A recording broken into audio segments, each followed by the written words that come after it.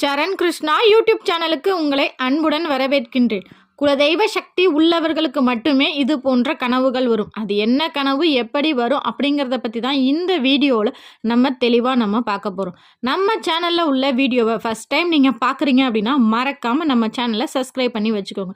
நம்ம சேனலில் தொடர்ந்து குலதெய்வ பதிவுகள், ஆன்மீக தகவல்கள் வந்து கொண்டே இருக்கும். வாங்க வீடியோக்குள்ளே போகலாம்.